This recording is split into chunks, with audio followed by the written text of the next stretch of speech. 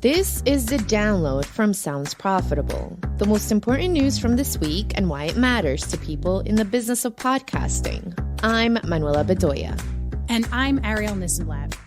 This week, TikTok spotted scraping podcast feeds. YouTube launches audio ads and HostRed ad service. Internet radio platform Live365 to distribute through TuneIn On Air. The Spoken Word audio report debuts this week.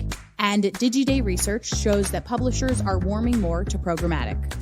Let's get started. TikTok is coming to podcasting, or at least it looks to be that way from the breadcrumb trail of hints the company has left behind over the past year. Most recently, in Monday's edition of Pod News, James Cridland reported podcast hosting company Audio Means has spotted a quote-unquote new bot that is scraping our feeds starting October 11th. The host also provided Pod News with details about the bot scraping their feeds that ties it back to TikTok. Back in May, the social media giant registered a trademark for a new service titled TikTok Music, which happened to include a provision for podcast content. Further back still, in the last week of December 2021, all TikTok users got a notification prompting them to take the TikTok Podcast Experience Survey that collected listener-focused data as well as audience metrics if the person filling it out identified as a producer.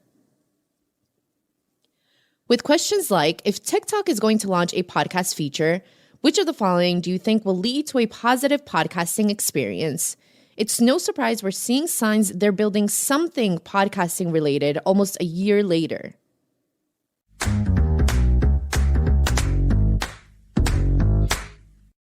This Monday, YouTube announced a launch of audio-only ads, including ways to allow advertisers to specifically target podcasts, music, and those using connected TVs.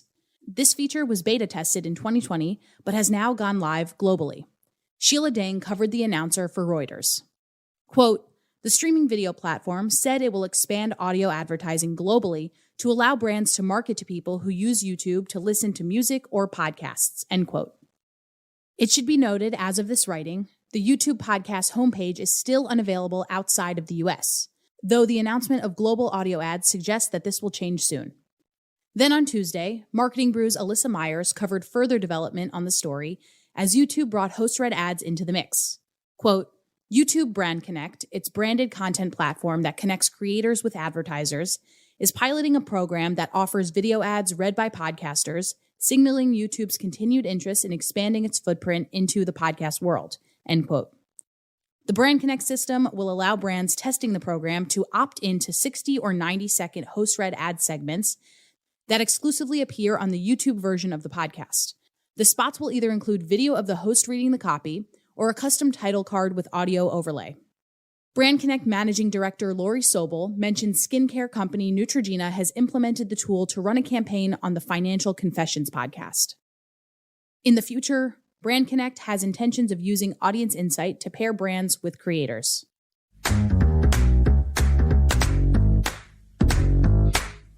Last Wednesday, SoundStack's Live365 platform announced a distribution agreement with TuneIn.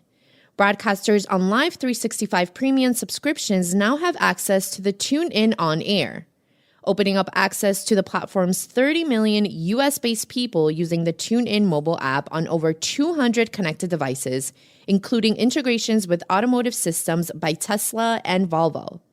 A quote from TuneIn CEO Richard Stearns says, "This partnership with Live365 fits perfectly within our mission to reinvent radio for a connected world and democratize access to radio for broadcasters large and small.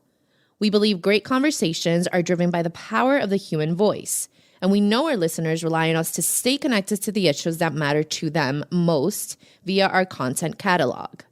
We're thrilled to help more broadcasters reach TuneIn's expansive audience." End quote. This partnership comes at a time when traditional radio listenership is dropping. Last month, Tom Webster, in an article for Sounds Profitable, wrote about the most recent Edison Research share of ear study. In recent years, there has been a slow decline in Americans 13 and up listening to audio on AM/FM radios, while listening time on mobile devices has grown in almost direct correlation. Quoting Tom, "I am certainly not the only person to write about this, but radio has as much of a hardware problem as it does a software issue. Other than your car, it is getting much harder to even buy a broadcast radio receiver. Some mobile phones do offer radio tuners, but Apple has famously rebuffed all attempts by radio lobbyists to include one in the iPhone. And so, as you might guess, AM/FM's share of ear on mobile devices is comparatively quite small. Indeed, in fact, today that share is markedly smaller than the share allocated to podcast listening on mobile devices." End quote. Bringing radio to those mobile devices eliminates the issue of limited access to hardware. TuneIn is a standout example of a service modernizing the radio listening experience and making it accessible for mobile devices. Thanks to the roster of connected devices, including automotive systems like Tesla and Volvo, their version of portable radio even can take over one of the last bastions of AM/FM hardware.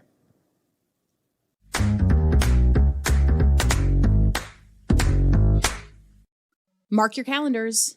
NPR and Edison Research are set to release the 2022 version of the Spoken Word Audio Report on October 27th. The study will explore, quote, specific types of spoken word content, various spoken word platforms, and devices used to consume spoken word content. With young people in the U.S. listening to spoken word audio more than ever, this year's study includes a special focus on Gen Z consumption, end quote. Vice President of Edison Research, Megan Lazovic, and Lamar Johnson, VP of Sponsorship Marketing at National Public Media, will present the study via webinar at 2 p.m. Eastern Standard Time. Registration for the event is live, and a link is available on the Edison Research blog post announcing the event.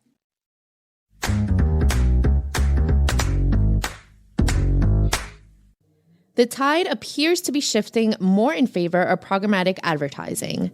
This Monday, Digiday Deputy Managing Editor Julia Tabas covered a survey of 200 publisher professionals conducted by Digiday Plus Research over the first and third quarters of 2022. Their findings show a growing difference between money made from direct sold ads and programmatic. Quote, "While programmatic ads still make up a smaller portion of publishers' revenues on the whole than direct sold ads, publishers see potential in programmatic," Digiday's survey found, which could affect how publishers prioritize their businesses through the end of this year and into the next.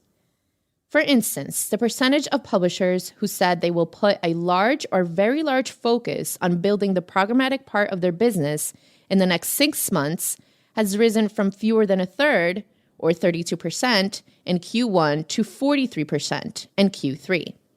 End quote. The survey found the percentage of publishers who self-identified as getting a large or very large portion of their ad revenue from direct sold ads fell from 59% in Q1 to 45% in Q3. On the flip side, publishers who got a large portion of ad revenue from programmatic ads only shrank from 32% to 30% from Q1 to Q2. Quoting the article again, "Digging a bit deeper into how publishers manage the programmatic ads business, it turns out that the open market is the biggest source of publishers' programmatic revenue, and it's growing." End quote. Longtime listeners of The Download have heard this before. Programmatic isn't a dirty word and an excellent tool when used properly, and we love to see wider industries embracing it.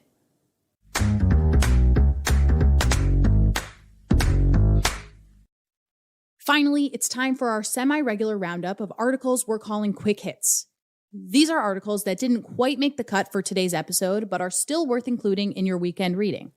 This week, 5 Reasons Brands Should Not Sleep on Co-Listening by Melissa Paris for SXM Media.